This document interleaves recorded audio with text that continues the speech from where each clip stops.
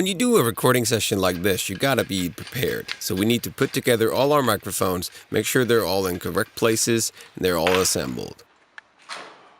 We also need to unpack all of the microphone holders and other things and make sure that that is ready to use, and that all cables are there.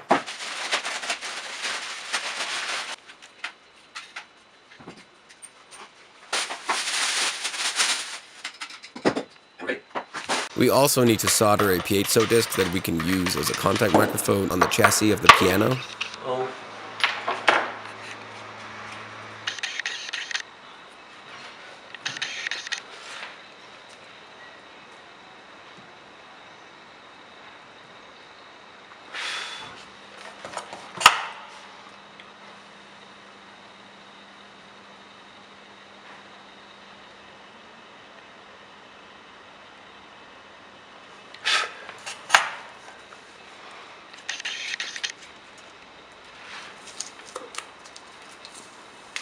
Contact microphone, homemade, piezo disc, just soldered onto a regular. And we need to make sure that our computer's running.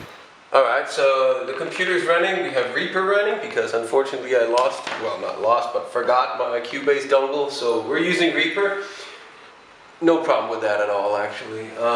Just be using that for our multi-tracking. Over here on our left, we have our Tascam HDP2 recorder. What's good about this is that it records in really high quality and it has a stereo in so that we can use the MS microphone specifically for this one. And then we can put everything else into the Motu sound card, which we have right here, which will then feed Reaper, and then we can just do whatever we want with that, recording whatever quality that we want. The important part is that our Tascam recorder over here gets the high quality and has specifically the MS signal, because then we only get one file that we need to split that up and how to treat that.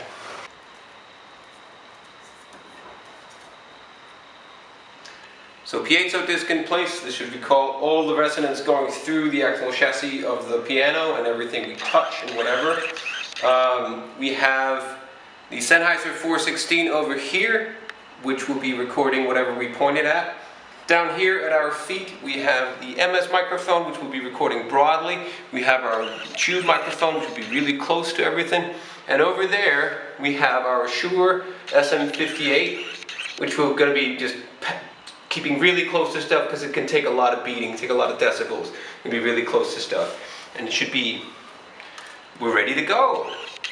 The thing about piezo discs, you may think that if you use electrician's tape like this, that you ruin the sensitivity of the microphone. Actually, it's opposite. When you tape it to things like this, you actually record more vibration, and it's way more sensitive than when you do it the other way. Even if you put it in silicone, you get cleaner recordings. Even though you may think it's less sensitive, it's not. Keep your piezo homemade discs, whatever, covered up so that they are not metal to metal in any form. That's the best way to do it. Let's destroy this piano.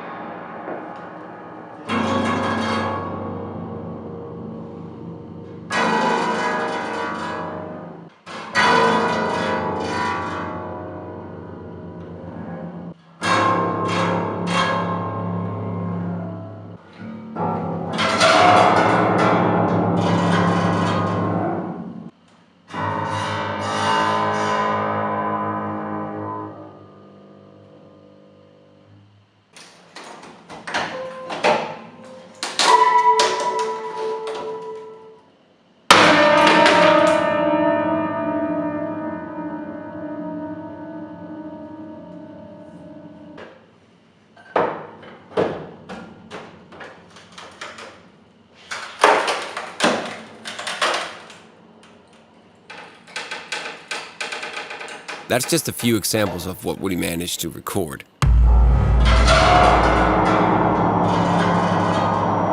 Thank you for watching this video. I really hope you enjoyed it. Check out the channel for more videos like it about game audio, sound design, and other things. Also, consider signing up for patreon.com/Cujo Sound. There you can support me for as little as $1 a month, and you can help me sustain this channel. I would really, really appreciate it. See you next time.